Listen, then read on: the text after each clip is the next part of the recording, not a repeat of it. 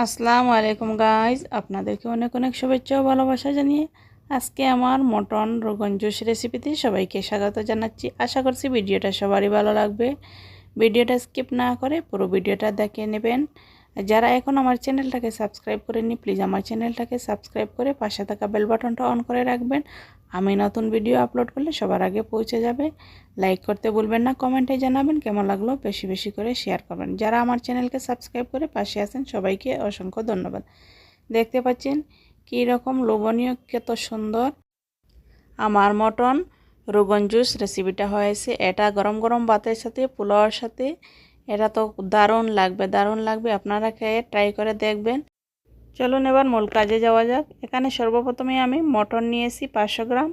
আমি মাঝারি সাইজের মটন কেটে নিয়েছি, হাড্ডি মাংস চর্বি মিলিয়ে। তো এগুলা আমি ধুয়ে পরিষ্কারভাবে পানি জড়িয়ে নিয়ে নিয়েছি। এখন আমি এগুলা ম্যারিনেট করে নেব। তার জন্য দিয়ে দিয়েছি লেবুর রস আর লবণ। এই দুটি উপকরণ দিয়ে আমি এটা 1 ঘন্টার জন্য ঢেকে রেখে দিই। এখন আমি একটা মিশ্রণ তৈরি করব। তার জন্য আমি নিয়ে নিয়েছি বেটাগি শুকনো লঙ্কা 4টে গরম পানিতে ভিজিয়ে এবারে আমি ব্লেন্ড করে নেব। তার জন্য আমি একটা টমেটো দিয়েছি আর 4টা বেটাগি শুকনো লঙ্কা দিয়ে আমি পেস্টটা বানিয়ে নিছি।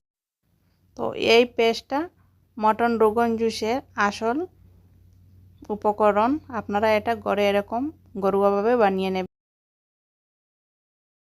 নিয়েছি ধনে গুঁড়া 1 চা চামচ নিয়েছি, মরি গুঁড়া 1/2 চা চামচ নিয়েছি, কসুরি মেথি পাউডার 1 চা চামচ নিয়েছি, মিট মশলা পাউডার 1 চামচ নিয়েছি। তারপরে গোটা গরম মশলা 1 কটা আমি নিয়েছি। এই তো আদা রসুন পেস্ট নিয়েছি, দই নিয়েছি। আর এই যে আমার মটন রোগন জুস যেটা আসল পেস্ট, সেটা আমি স্পেশাল পেস্টটা বানিয়েছি। স্লাইস করে কেটে আমি 2টা পেঁয়াজ নিয়েছি। এবারে আমি সরষের তেল দিয়েছি। সরষের তেলটা গরম হয়ে আসার পর গোটা গরম মশলাগুলো দিয়ে দিছি।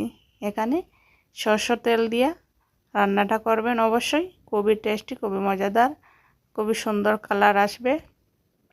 এবারে আমি স্লাইস করে কাটা 2টা পেঁয়াজ দিয়ে দিচ্ছি। পেঁয়াজগুলো চুলার আর হাই হিটে রেখে 2-3 মিনিট এরকম হালকা ফ্রাই করে নিলে এবারে অ্যাড করে দিচ্ছি আদা রসুন বাটা। এই রান্নাতে হলুদ ব্যবহার করতে হবে না। দেখতে পাচ্ছেন খুবই সুন্দর কালার এখন থেকেই হয়ে আসছে, কোনো হলুদ ব্যবহার করতে হবে না। এরকম নেড়েচেড়ে 2-3 মিনিট ফ্রাই করে নেবেন। আদা রসুনের কাঁচা যে স্মেলটা আছে সেটা দূর হয়ে যাবে। এবারে অ্যাড করে দিলাম ম্যারিনেট করে রাখা মটনগুলো দিয়ে আমি খুব ভালোভাবে আদা রসুনের সাথে কিছুক্ষণ আমি এটা চুলার আঁচ মিডিয়ামে রেখে এটা ভুনে নেব। দেখতে পাচ্ছেন যতক্ষণ পর্যন্ত মাংসর যে তেলটা বের না হচ্ছে, পানিটা শুকিয়ে গিয়ে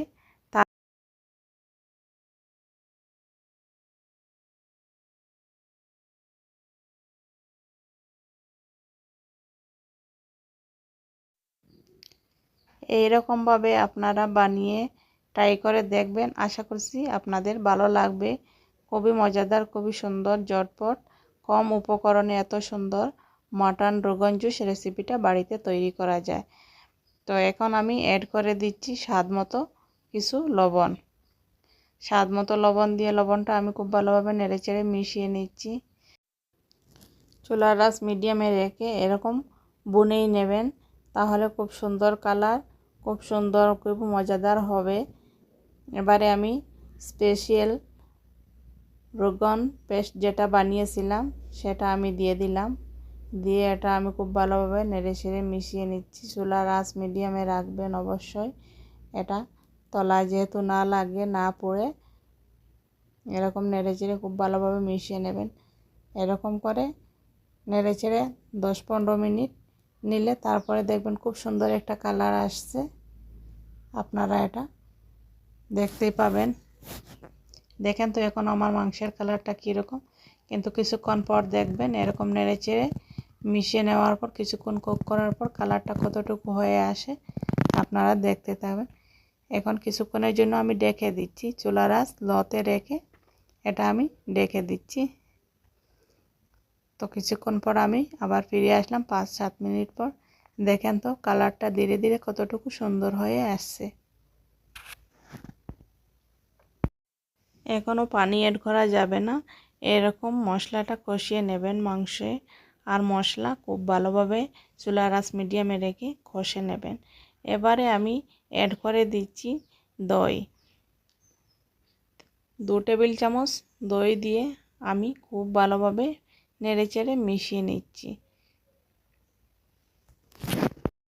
রতন জুট ছাড়া এই রেসিপিটা বানাচ্ছি, দেখে নেন রতন জুট ছাড়া এই রেসিপিটা কতটুকু সুন্দর হয়, কতটুকু লোভনীয় হয়।